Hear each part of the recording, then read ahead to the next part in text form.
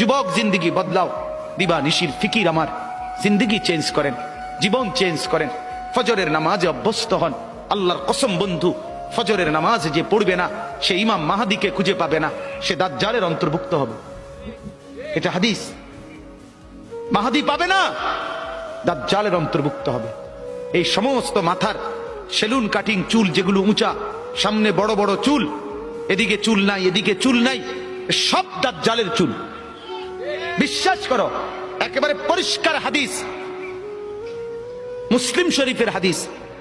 আল্লাহর নবী বলছে দাজ্জাল হবে শাবুন কাতাতুন, দাজ্জাল হবে যুবক, আর দাজ্জালের চুল হবে এলোমেলো। এই জন্য দুশ্মন এটাকে জনপ্রিয় করে দিছে। এদিকে নাই এদিকে নাই ওইদিকে নাই, এখান দিয়ে নাই, এখান দিয়ে ফেলাই দিছো, ওইখান দিয়ে উঁচা করে রাখছো, সামনে দিয়ে ঝাঁকড়া বানায় রাখছো। কি করছো বাপ? কোনোদিন জিজ্ঞাসা করলা না এটা কার থেকে নিলা? কি এটা কি মডেল নিলা?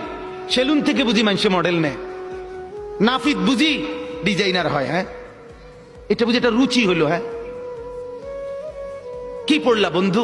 এত বাংলা, এত অঙ্ক, এত ইংরেজি বই, এত পদার্থ, এত অপদার্থ, এত জীববিজ্ঞান, এত জড় বিজ্ঞান, এত কিছু কই গেল? এরপরে সব থুইয়া নাফিতের থেকে গিয়া ডিজাইন আনলা। কথা বলেন না কেন? নাফিত থেকে কেন ডিজাইন আনলেন?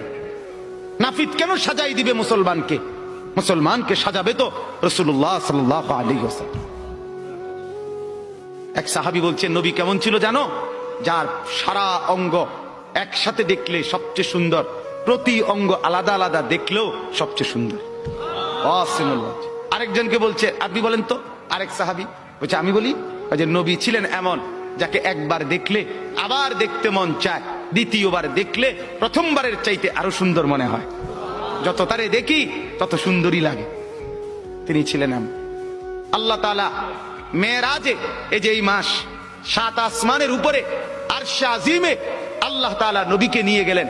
যখন আরশের উপরে আল্লাহ তাআলা রাসূল সাল্লাল্লাহু আলাইহি ওয়াসাল্লামকে দাঁড় করাইলেন, এইবার আল্লাহ বললেন বন্ধু কোনানে আনছি জানেন?